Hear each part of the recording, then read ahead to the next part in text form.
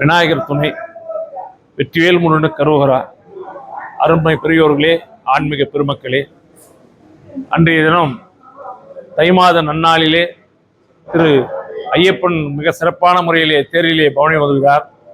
அந்த தேரினுடைய உபயமாக திரு ஏஎல் சாமி குடும்பத்தினரும், திரு ரவி ஆச்சாரியா அவர்களும், திரு மணி உபயமாக என் சங்கர் அவர்களும், இன்னும் மற்ற பல பேர், திரு நாகலிங்கம் அவர்களும், திரு எல்லாம் கூட இருந்து ஒத்துழைப்பு தந்த நமது கோபி அவர்களுக்கும் மற்றும் அந்த தெருவிலே வாழ்கின்ற அனைத்து நல்ல உள்ளங்களுக்கும் அன்றைய திருவிழா மிக சிறப்பான முறையில் நடைபெற்றது. அன்றைக்கு ஐயப்பனுடைய 51வது ஆண்டு விழா என்றதனால் தேர் நாங்கள் செய்து அந்த தேரிலே பவனி வர வேண்டும் என்று நினைத்தோம். அதே போல் எல்லாம் வல்ல இறைவன் ஐயப்பன் அந்த பவனி வரும்போது மக்கள் ஆரவாரமாக இருந்து ஐயப்பனை தொழுது மிக சிறப்பான முறையிலே அவர்கள் வழிபட்டார்கள். ஆனால் ஆயிரக்கணக்கான பக்தர்கள் அந்த விழாவிலே கலந்து கொண்டு மாலையிலே 7 மணி அளவிலே ஒரு 600-700 பேர் அங்கே விளக்கு பூஜை செய்த தாய்மார்களுக்கு இந்த நேரத்திலே நன்றி சொல்ல வேண்டும்.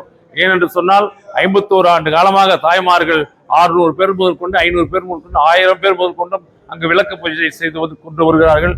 அவர்களும் அன்னார் குடும்பமும் மிக சிறப்பான முறையிலே எல்லாம் வல்ல இறைவன் ஹரிஹரசுதன் ஐயன் ஐயப்பன் அவர்களுக்கு அருள் தர வேண்டும் என்று வேண்டிக் கொண்டு இந்த தேர் திருவிழா மேலும் பல்லாண்டு 100 ஆண்டுகளாலும் அது நாள் முறையிலே நல்ல முறையிலே சிறப்பான முறையிலே ஒவ்வொரு ஆண்டும் விழாவிலே அந்த தேர் பவனி வந்து கொண்டு இருக்க வேண்டும். அதற்கு எல்லாம் வல்ல இறைவன் எல்லோருக்கும் துணை புரிய வேண்டும் என்று இந்த நேரத்தில் அன்பாக கேட்டுக்கொள்கின்றேன். சோளிங்கர் மேற்கு சுந்தரமூர்த்தி விநாயகர் ஆலயத்தில் ஏறத்தாழ 1974 நாங்கள் அங்கு சபரிமலைக்கு செல்வதற்காகின்றோம். இன்றைக்கு 51 ஆண்டு முடிந்து விட்டது.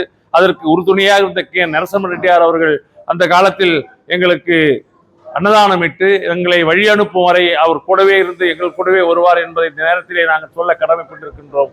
சோளிங்கரை பொறுத்தவரை இந்த பகுதியிலே இருக்கின்ற அனைத்து கிராமங்களிலே சென்று அந்த காலத்தில் நாங்கள் எல்லாம் நல்ல இந்த ஐயப்பனை வழிபாடு செய்தோம்.